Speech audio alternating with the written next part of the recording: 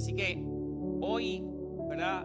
El Señor quiere traer palabra a tu corazón y quisiera que fuéramos al libro de Marcos. La semana pasada estuvimos hablando varias historias sobre los milagros de Jesús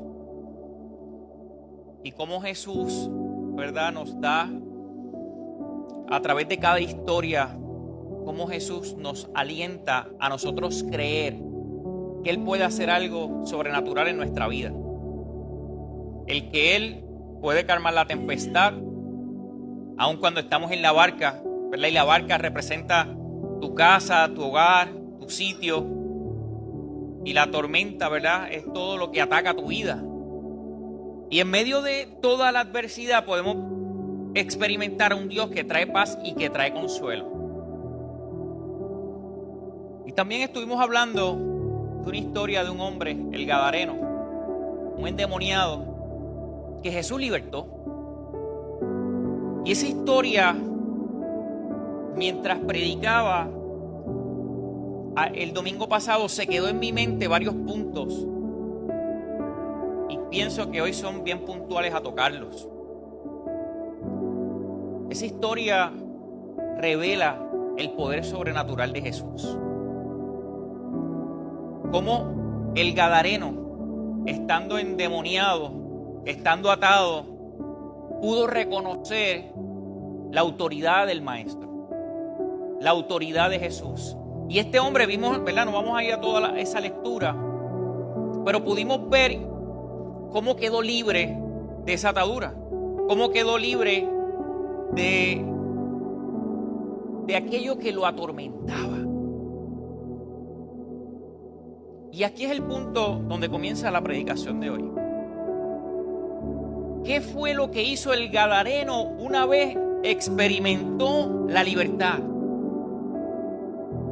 El Gadareno estaba tan emocionado, estaba tan alegre, estaba tan gozoso de poder vivir una nueva vida, porque llevaba tiempo así y experimentó lo que es vivir en libertad.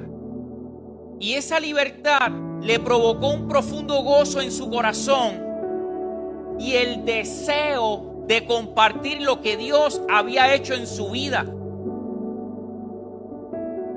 Entonces la pregunta que saltó a mi mente mientras preparaba la predicación para hoy era: ¿cuánta alegría, cuánto gozo hay en nuestro corazón para nosotros exponer a otros lo que el Señor ha hecho en nuestra vida? Y me hacía una pregunta, como dicen los jóvenes, en la real. Y la pregunta real: ¿Dios ha hecho algo en mi vida?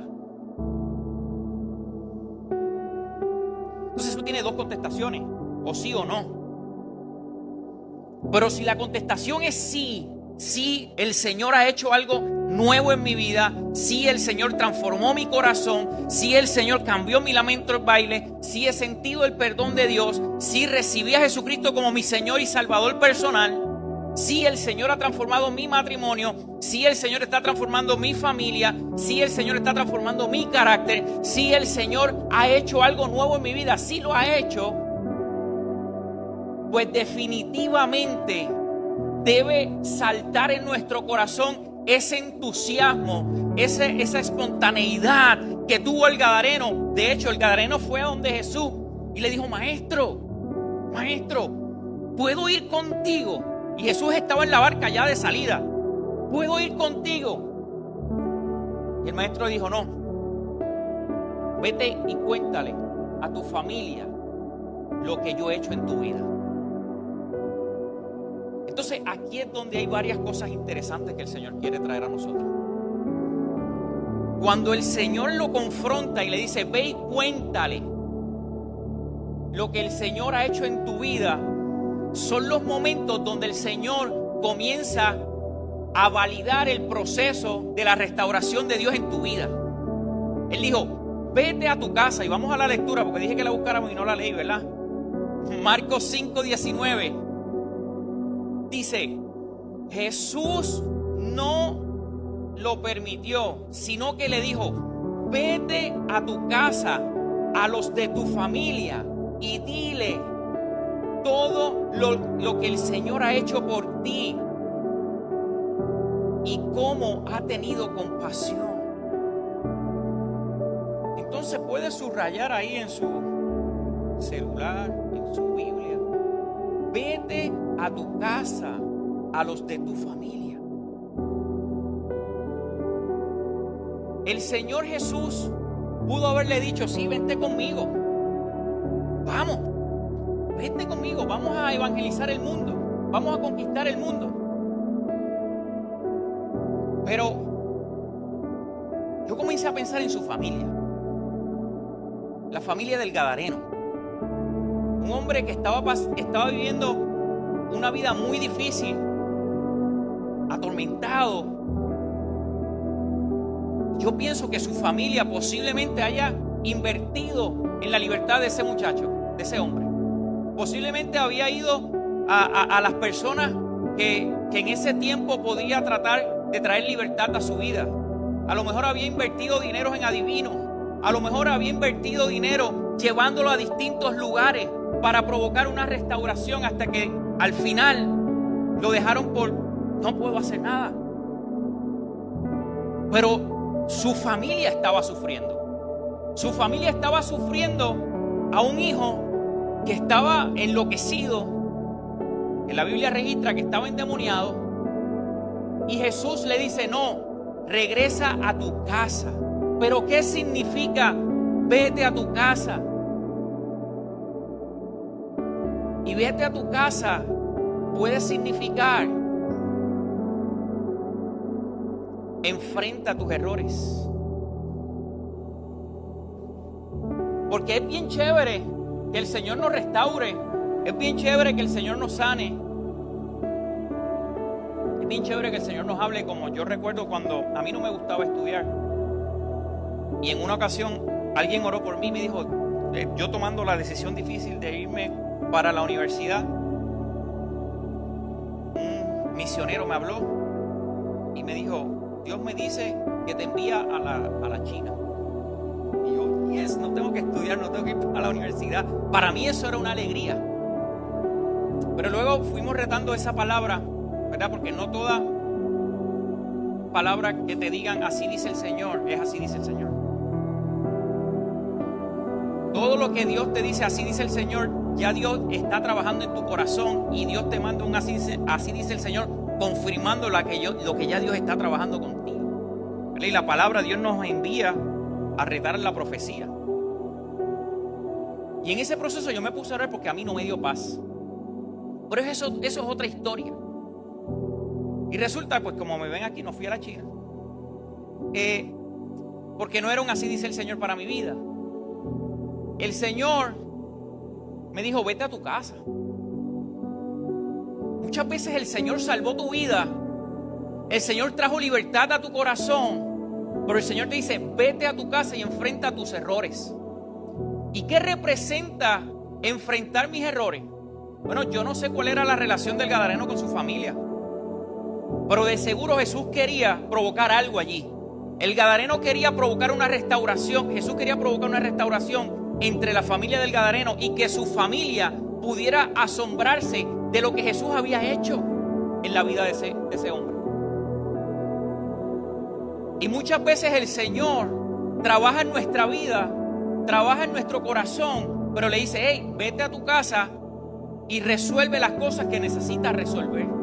Porque así es el proceso como Dios quiere restaurar nuestra vida. Vete a tu casa puede significar enfrentar las consecuencias de tu pecado. Cuando el Señor quiere restaurar nuestra vida, hay asuntos que hay que resolver. No es simplemente así, el Señor te salvó, pero el Señor quiere restaurarte. Y restaurar nuestra vida significa enmendar nuestros errores, enmendar las decisiones difíciles que habíamos tomado. Como recuerdan la semana pasada que hablé, y no sé por qué lo digo hoy nuevamente, pero sí lo hablé la semana pasada. Enfrentar nuestros errores significa que si tú te encontraste con la cruz de Jesús, y estás viviendo una vida de adulterio, es fácil irme en la barca a predicar con Jesús, pero Jesús te está diciendo, hey, ya yo te salvé, pero necesitas dejar esa vida de adulterio. Necesitas dejar esa vida de pecado. Y muchas veces el Señor sí restauró, sanó nuestra vida. Pero vete a tu casa, es entrar a nuestros lados más oscuros y comenzar a resolverlos. Porque el Señor definitivamente nos salvó y nos perdonó. ¿Qué Jesús le dijo a la mujer que la trajeron para apedrearla? Sí, yo te perdono, pero vete y no peques más. Hablamos también que el Señor nos acepta tal y como somos. Tal y como somos. Pero no nos quiere dejar igual. Él nos quiere transformar, nos quiere hacer mejores personas. Así que el gadareno, el irse a su casa, podría representar tantas cosas. El vete a tu casa podría significar pedir perdón y perdonar. Yo me convertí cuando joven. Entregué mi corazón al Señor. Pero ¿sabes algo? Meses después tuve que ir a resolver conflictos no resueltos. Tuve que ir a pedir perdón a gente que había herido gravemente. Tuve que perdonar a otros, porque si no crecería en mi corazón una raíz de amargura. Y cuando la palabra nos confronta y nos dice, si tú no perdonas, no serás perdonado. Así que ir a tu casa significa enfrentar las situaciones no resueltas que necesitamos resolver para seguir experimentando la vida de libertad que el Señor nos dio. Por eso era importante que el gadareno en esta ocasión, no sé qué pasó de su vida, la Biblia no lo registra, pero en esa ocasión Jesús le dijo, no, vete a tu casa y testifica de lo que yo he hecho.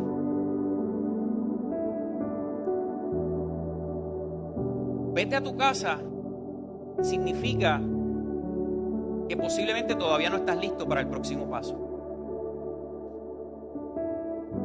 Nosotros siempre estamos apresurados por los sí del Señor,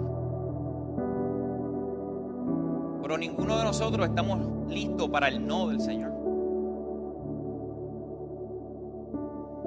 Queremos el sí. Este es el sí, Señor, pero no estamos listos para el no. Y ese hombre estaba tan emocionado, y tú sabes lo que es cuando una persona está tan emocionada, entusiasmada, y tú frenar de 100 a 0. Es como comerte el cristal y cortar sus emociones. Pero ¿sabes qué es lo que pasa? Que este evangelio no se trata de nosotros vivir un pic emocional. Que este evangelio no se trata de yo vivir en una emoción y en una adrenalina constante de emociones. Se trata de vivir la vida de Cristo. Y vivir la vida de Cristo, a veces hay que frenar un poco las emociones y resolver otros asuntos.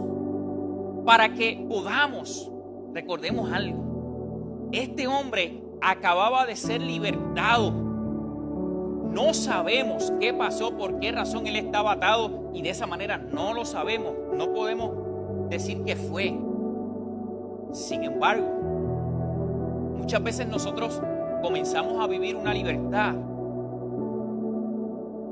y no sabemos vivir en esa libertad, y de momento damos pasos hacia atrás, y dice la Biblia que 7 demonios peores que los que teníamos vienen a nuestra vida. Muchas veces estamos viviendo en libertad y el Señor nos libertó, pero no aprendimos a vivir el proceso de Dios de restauración para nuestra vida, y volvemos a donde estábamos, pero no donde estábamos necesariamente. Vamos siete veces más lejos de donde estábamos. Y por eso posiblemente no tenemos la emoción que el gadareno tenía una vez experimentó la libertad.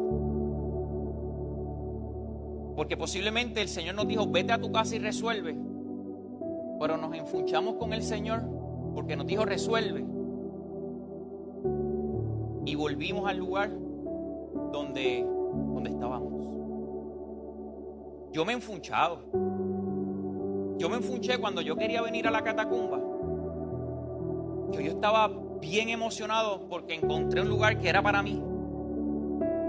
Y recuerdo que Pastor Tito me dijo, ¿tú vas a perseverar aquí? Y dije, claro. Pero no se supone que tú estés asistiendo a la iglesia de tu mamá todavía. Y yo, sí. Y si hoy es domingo, ¿por qué tú estás aquí? Y dije, este pastor no me quiere aquí. Me dijo, si tú vas a venir para acá, tú vas a venir en orden. Y tú vas a hablar con tu mamá y con tu papá.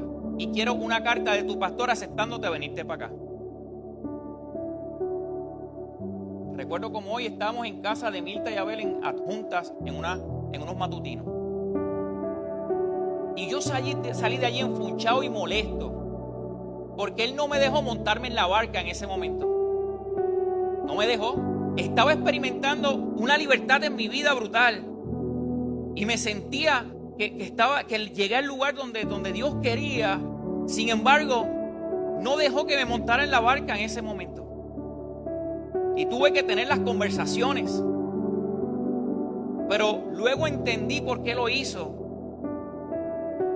Y una vez yo llevé esa carta, porque literal, yo tengo que confesarle, yo nunca había hablado con mi pastor.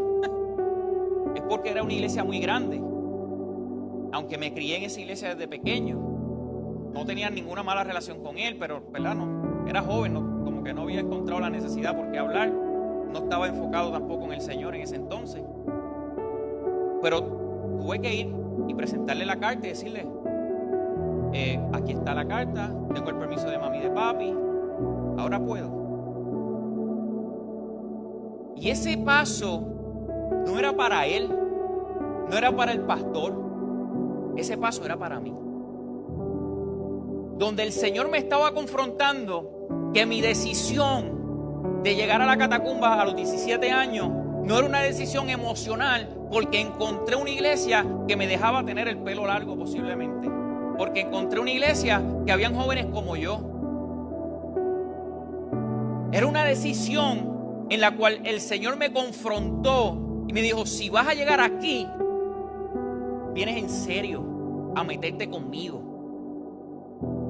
De hecho me dijo, hey, no sé por qué lo dijo, pero me dijo, y aquí no vienes a buscar novia. Yo estaba bien tranquilo, estoy en baja. De hecho, no le hice mucho caso porque después me hice novio de Elizabeth y con esa me casé. Pero fue un tiempo después. Pero para mí fue importante el vete a tu casa y resuelve. Y lo otro que provocó eso es que mis padres pudieron ver que mi decisión no era una decisión emocional, que era una decisión contundente de que yo quería buscarle al Señor. Donde mis padres comenzaron a verme leer las escrituras, cosa que yo no hacía. Donde mis padres comenzaron a verme orar, cosa que yo no hacía. Y pude comenzar a experimentar una libertad en el Señor que a los 13 años yo me había convertido, yo me había bautizado. Sin embargo, no había podido vivir en esa libertad. Porque no había resuelto muchos asuntos. Y cuando nosotros no experimentamos esa libertad de no resolver los asuntos, aunque estemos en la iglesia, aunque tengamos muchos años en la iglesia, aunque vengamos a todos los cultos, a todas las actividades, a todos los eventos que se hagan, si yo no vivo en libertad, amado, yo no voy a poder comunicar este evangelio con libertad. Si hay algo que la gente necesita allá afuera, hoy vamos a predicar.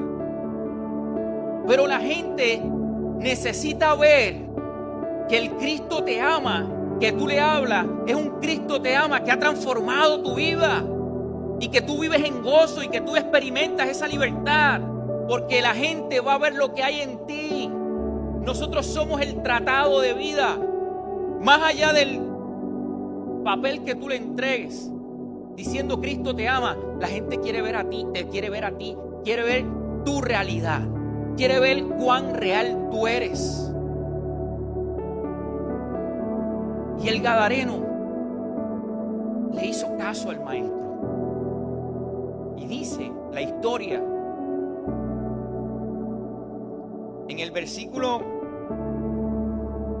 20, dice: así que el hombre se fue y comenzó a proclamar en Decápolis lo mucho que Jesús había hecho por él. Y toda la gente quedó asombrada. Lo que el Señor había hecho en ese hombre fue asombroso. Pero lo que el Señor hizo en ese hombre es más asombroso que lo que Él ha hecho en tu vida. No lo es. Porque cada cual lucha con sus propias batallas. Y la libertad que Dios le dio al gadareno era la libertad que él necesitaba. Pero la libertad que Dios me dio a mí era la que yo necesitaba. Y nosotros, como creyentes, necesitamos experimentar ese deseo ferviente de nosotros proclamar el Evangelio de Jesús. Y necesitamos vivir en un estado que se llama estado de gratitud.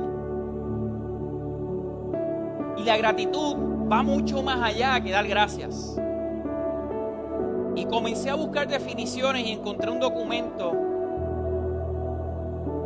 de Robert C. Robert, un profesor de ética de Baylor University. Y quiero leer lo que él habla sobre la gratitud, porque a mí por lo menos me confrontó muchísimo y me hizo ver este concepto mucho más amplio. La gratitud es una percepción interesada de la situación de uno en términos de 3 elementos. Lo primero es el beneficio libremente dado. El gadareno tuvo un beneficio, obtuvo la libertad. El otro es el beneficiario, ¿verdad? El beneficio, ¿cuál fue? Quedar libre. El beneficiario, ¿quién fue? El gadareno. Pero el tercer punto es el benefactor. ¿Y quién es el benefactor? Pues Jesús. Fue el que dio ese beneficio a esa persona. Así que para que haya una gratitud, el beneficio tiene que ser considerado, que el beneficio es deseable y el benefactor actúa con beneficios benévolos. Traduciendo esta jerga, quiere decir que el beneficio que Jesús dio a mi vida realmente representa algo bueno en mi vida y ha traído bondad a mi vida, ha traído algo nuevo a mi vida y yo lo reconozco. Y hago una pregunta: ¿para cuántos de ustedes el Señor ha traído beneficios a su vida? ¿Para quién aquí? 2 personas. ¿Para cuántos el Señor ha traído beneficios a su vida? Amado, el Señor ha traído demasiados beneficios a nuestra vida. Y nosotros necesitamos reconocer que ese beneficio Él nos los ha dado, pero para nosotros vivir en gratitud tenemos que sentir que verdaderamente ese beneficio ha transformado mi vida. Amado, el beneficio más grande que el Señor dio a nuestra vida fue la salvación.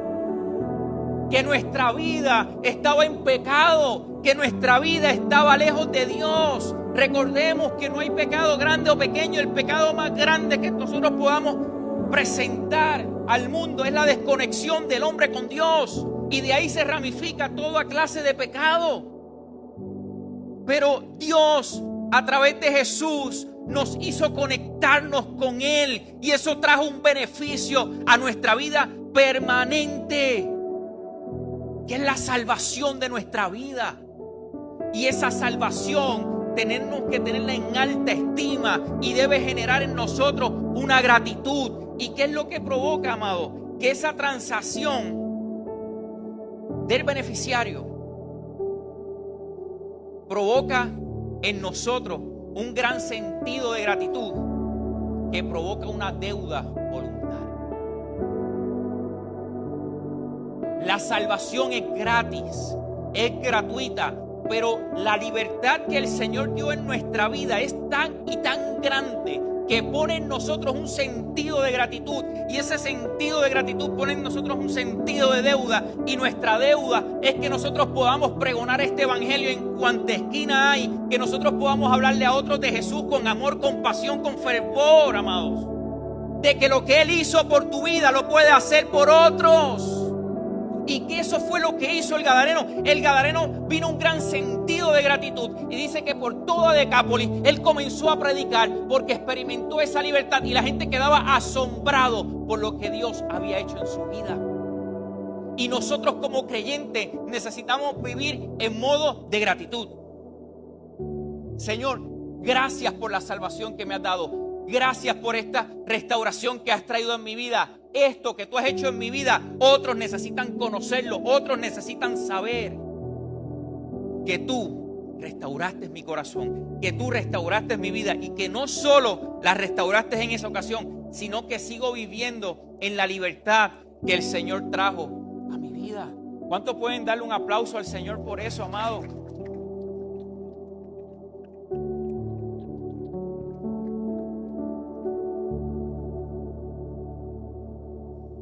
Necesitamos, amado, crecer en gratitud.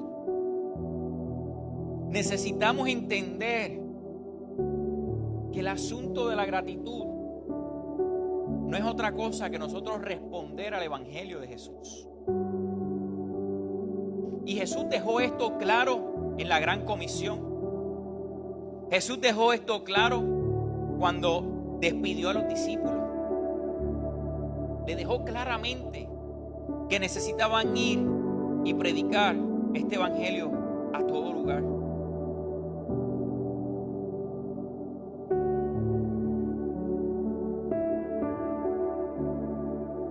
Voy a saltar esto. Quisiera que fuéramos a Hechos 1:8.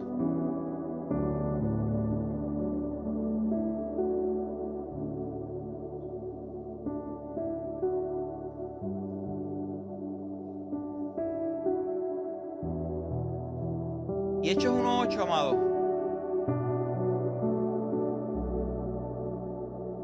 es el momento donde Jesús asciende al cielo y donde Jesús está dando esas últimas palabras, ¿verdad? Esa porción de la palabra es donde Jesús está dándole esas últimas palabras a los discípulos, esas últimas instrucciones, dejándoles saber que este evangelio necesitaba ser predicado. Y dice: pero quiero que sepan que el Espíritu Santo vendrá sobre ustedes y recibirán poder para hablar de mí en Jerusalén, en todo el territorio de Judea y de Samaria, y también en los lugares más lejanos del mundo. Jesús está dejándole saber a los discípulos que todo lo que Él le había enseñado, que todo lo que Él le había predicado, que todo el tiempo de intimidad que Jesús había tenido con ellos fue importante. Pero que ese tiempo iba a ser tan importante y tan valioso en cuanto ellos respondieran a esta palabra que Él les estaba dejando. Y hay muchas formas que la palabra explica esto y que podamos figurarlo. Por ejemplo, nos dicen: no se pone una lámpara debajo de una mesa, ¿verdad? Porque no se puede ver, sino que se pone arriba para que pueda ser exhibida y pueda dar luz. Y lo que Jesús le estaba diciendo a los discípulos precisamente era eso. Pero dejó claramente que el Espíritu Santo vendría sobre ellos para ellos poder predicar este mensaje con el poder de Dios. Porque no se trataba, amados, de nosotros. No se trataba de nuestra buena forma de hablar. No se trataba de cuán bueno yo puedo hablarle el plan de salvación a la gente, de cuán conocedor de la Escritura soy. Ya no se trataba de ellos, se trataba que el Espíritu Santo iba a venir sobre ellos y le iba a dar la autoridad para predicar esta palabra en Judea, en Samaria y hasta lo último de la tierra. Pero esta porción se parece un poco a la del Gadareno, porque el Gadareno se quería montar en la barca para salir a predicar con Jesús, y Jesús dice: no, regresa a tu casa. Y Jesús le dice a los discípulos: el Espíritu Santo va a venir sobre ustedes, pero es importante que prediquen en Judea. ¿Y qué es Judea? Judea representa su territorio, todo el territorio judío. Era primero e importante que los de su casa pudieran ser predicados. Después dice: hey, vas a ir a tus países vecinos, a Samaria, y vas a predicar a Samaria. Y luego vas a ir hasta el fin del mundo. Esto nos da una gran enseñanza. No es posible que nosotros prediquemos de Cristo al mundo entero y nuestros vecinos no conozcan que nosotros somos creyentes, al menos. No podemos exigir si son convertidos o no, porque eso no lo hacemos nosotros. Pero al menos nuestros vecinos deben saber: ahí vive una familia creyente, que no son perfectos, que también gritan y eso. Tranquilo. Que tienen dificultades como tienen los vecinos, pero que la luz de Cristo está ahí. Y en esa vecindad, si alguien tiene que correr a buscar oración, pues sepan que pueden ir a esa casa. Que tu compañero de trabajo, tú no me puedes decir: pastor, yo tengo un llamado para ir a la China, y no es posible que tú no hayas evangelizado en tu lugar de trabajo. ¿Sabes por qué? Porque es bien fácil ir a los desconocidos. Pero el Señor nos llamó a predicarle a los conocidos, a los que casi nos conocen y a los que no nos conocen. Y perdónenme, ¿verdad? La predicación no era para repartir palos, se supone que era para motivarnos a salir a evangelizar, ¿verdad? Pero es lo que el Señor puso en nuestro corazón. Porque este acto evangelístico de comunicar el mensaje de salvación a otros va mucho más allá que lo que hoy vamos a hacer. Porque lo que hoy vamos a hacer se supone que sea una vida diaria en nosotros. Se supone que me decían a mí cuando jovencito: tienes que dar testimonio en tu casa a tus padres. Puedes querer ir a comerte el mundo, pero si en tu casa no eres de testimonio para tus padres, para tus hermanos, para tus profesores. Ahí fue que me enseñaron y me dijeron: copiarse es pecado. Muchachos, aprendan eso. ¿Y cómo va a pasar las clases ahora? Copiarse es pecado, no te podemos copiar porque eso es mentira. En la universidad igual, ¿cómo soy de testimonio? ¿Cómo evangelizo a mis compañeros universitarios? ¿Cómo le comunico este mensaje de salvación? ¿Cuánto te inquieta? ¿Cuánto nos inquieta el asunto de los perdidos? Y hasta lo último de la tierra representa, pues sí, los lugares no alcanzados. ¿Cómo podemos orar por ellos en nuestro diario devocional? O enviar dinero a los misioneros que van hacia ese lugar. Lo que hoy yo quiero provocar en el corazón de esta iglesia y de todos nosotros, y de mi propia vida, porque la palabra, ¿verdad?, no torna atrás vacía, y es espada de doble filo, corta para aquí, corta para allá. Es que lo que nosotros vamos a hacer hoy es solo una representación evangelística y es un modo de evangelizar. Pero el evangelismo, el alcance a los perdidos, tiene que ser algo que esté en nuestro ADN. Que esté en nuestro ADN y que sea algo que sale de nuestro corazón y que no hay que esperar que la iglesia cree un evento evangelístico para evangelizar. Que esta iglesia no evangeliza. Tú eres la iglesia, tú estás evangelizando. Sí, porque a veces dicen, no, que la iglesia no hace evento evangelístico, la iglesia no está evangelizando. Pero ven acá, tú eres ¿de dónde tú eres? De la catacumba, ¿ok? La catacumba, tú eres convertido, sí, ok, soy convertido, ok. Y la catacumba pertenece a la iglesia de Cristo, ok, pues si tú eres de la iglesia de Cristo y tú estás evangelizando, porque yo estoy evangelizando. Que hacer actividades evangelísticas, claro que hay que hacerlas, no siempre se pueden, pero sí se hacen. Pero independientemente del modo en que se haga la actividad evangelística, mi vida debe ser una vida evangelística, donde en cada lugar la gente pueda ver la luz de Jesús en ti. Porque mira qué interesante, miren esto, miren qué interesante sería que nosotros vayamos a evangelizar hoy a la calle y de momento tú estás así evangelizando y de momento es Raúl, Dios te bendiga, y Raúl te conoce del trabajo y sabe que tú eres un verdadero charlatán y sabe que tú no vives una vida de integridad, sabe que eres una persona que no eres honesta. ¿Cómo Raúl se va a sentir cuando te vea? Está bien, nada más que el tratado te lo voy a decir para que te vayas. No va a tener un impacto. Sin embargo, si es diferente, pues Raúl le dice, sí, háblame. Es diferente.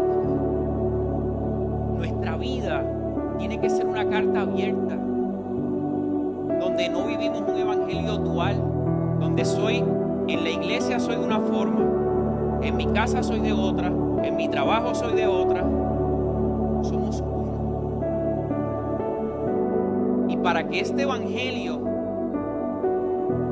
y lo que yo comunico y la predicación mía pueda tener impacto en otros, mi vida lo tiene que respaldar. Porque la gente sabe cuando no hay uno que es real.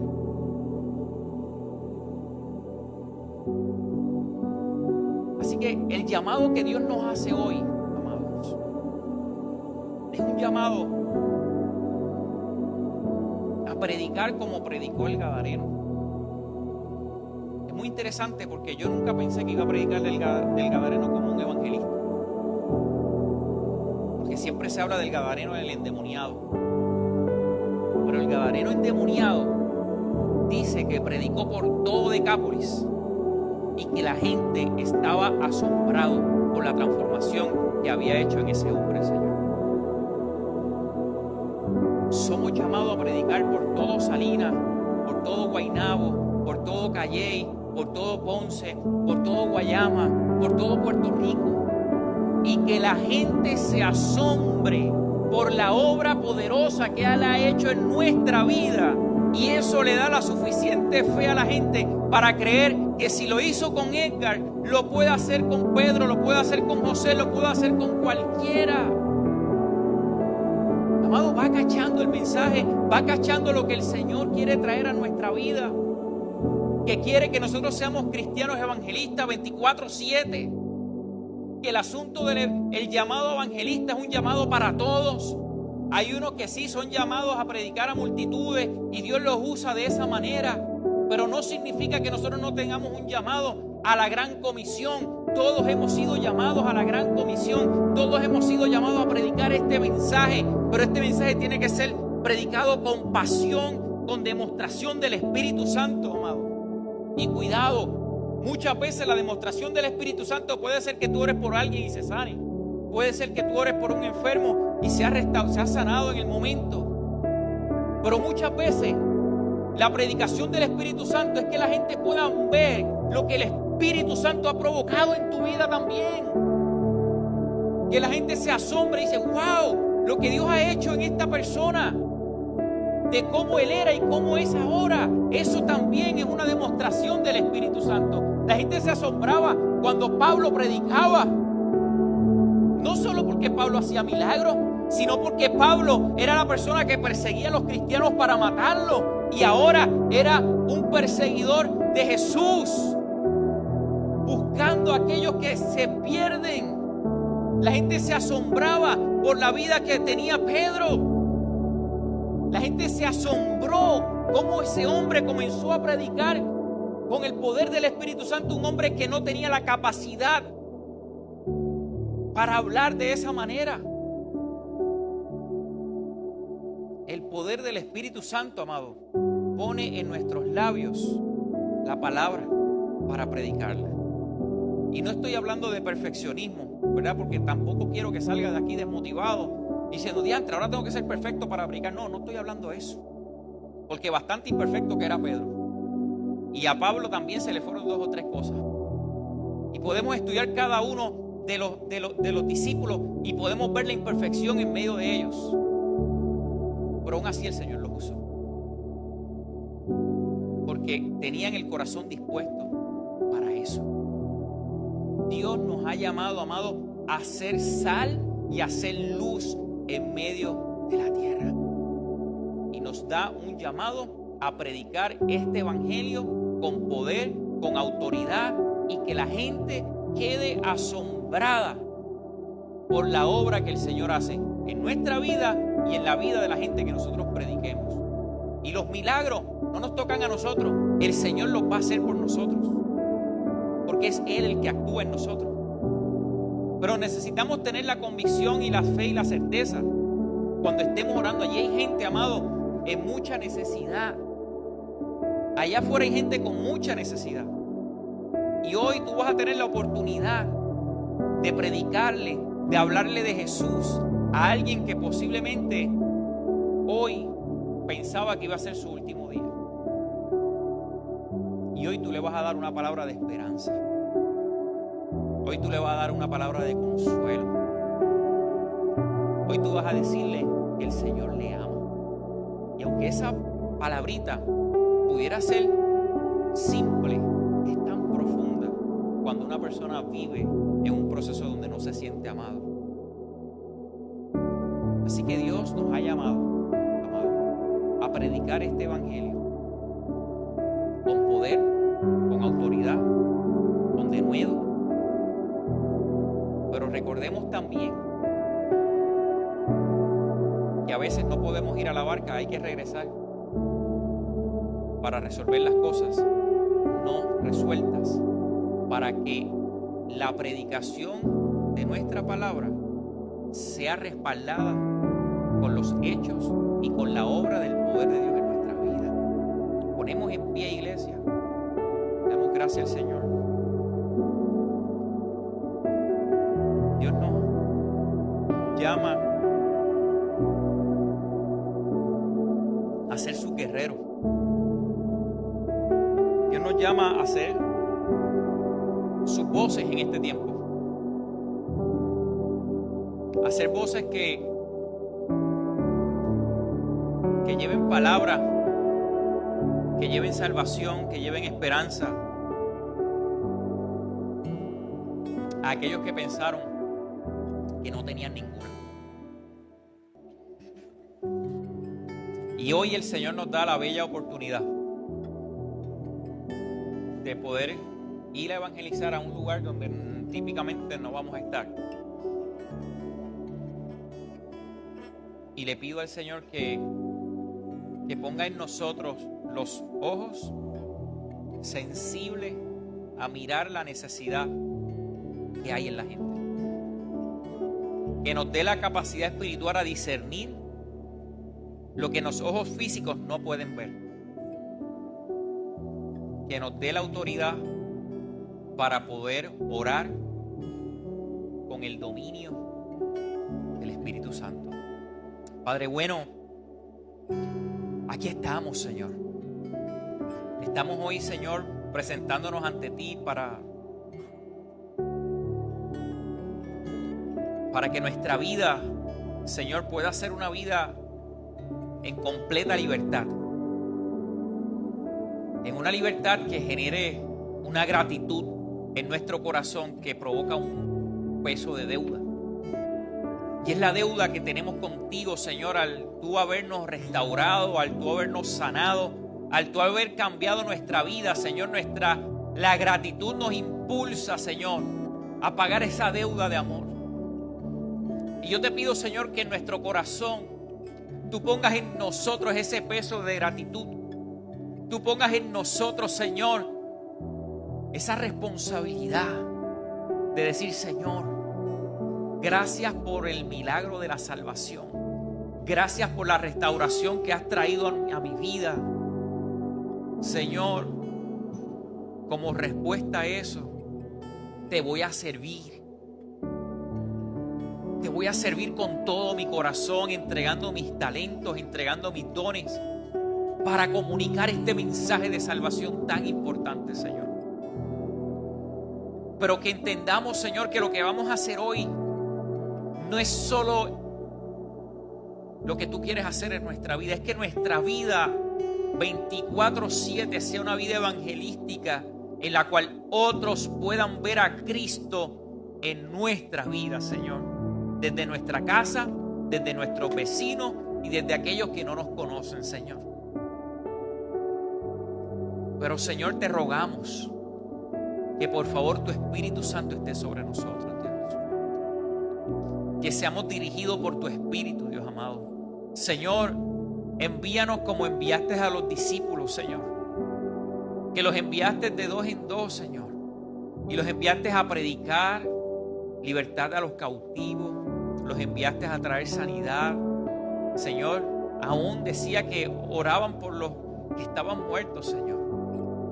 Dice que oraban por los leprosos y limpiaban su lepra.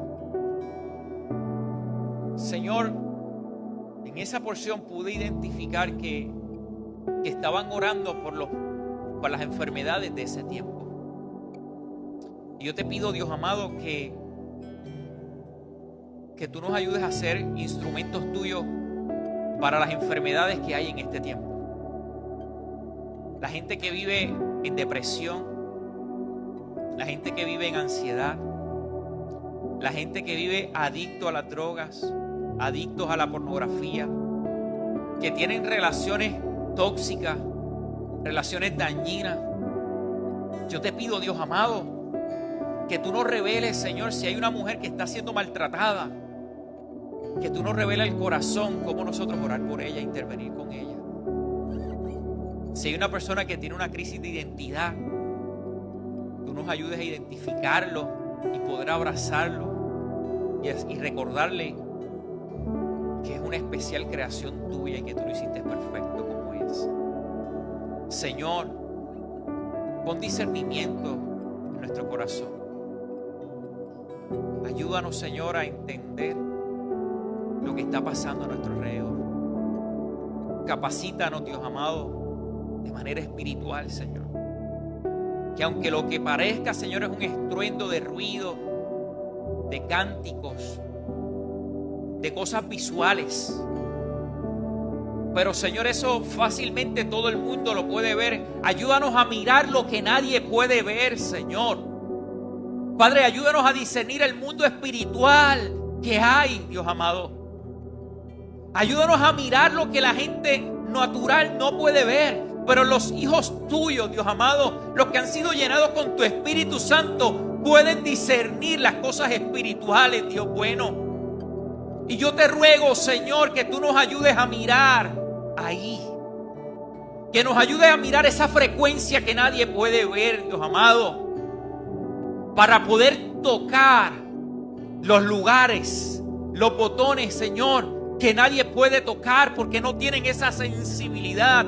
Pero tú pones sensibilidad en nosotros hoy, Padre, para ir y llevar esta buena nueva de salvación, Padre, con el poder de tu Espíritu Santo. Más allá de la comparsa de las cosas que se van a hacer, Señor. Que cada actividad que se haga con el fin de evangelizar sea dirigido por tu Espíritu, Dios. Padre, protégenos. Cuídanos. Cuida a cada uno de los hermanos y de las hermanas que estarán allí hoy, Señor. Aún físicamente, cuídanos, Dios amado. Y que nos haga llegar en bien, Señor. En el nombre de Jesús. Amén.